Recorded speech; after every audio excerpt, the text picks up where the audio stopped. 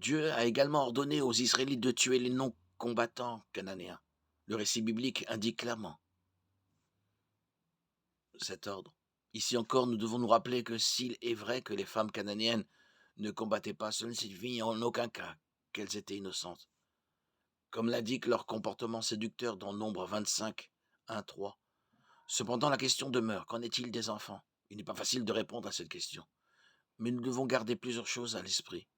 Premièrement, aucune personne humaine, y compris les enfants en bas âge, n'est vraiment innocente. L'Écriture enseigne que nous sommes tous nés dans le péché.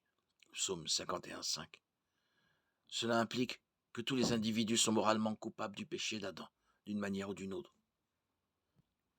Les enfants en bas âge sont tout aussi condamnés par le péché que les adultes.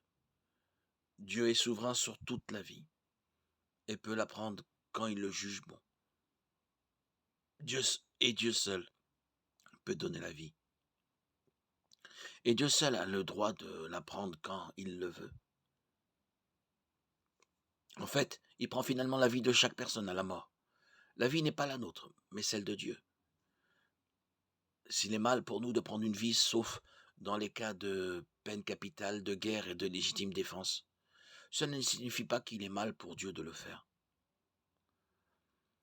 Nous le reconnaissons intuitivement lorsque nous accusons une personne ou une autorité qui prend une vie humaine de jouer à Dieu.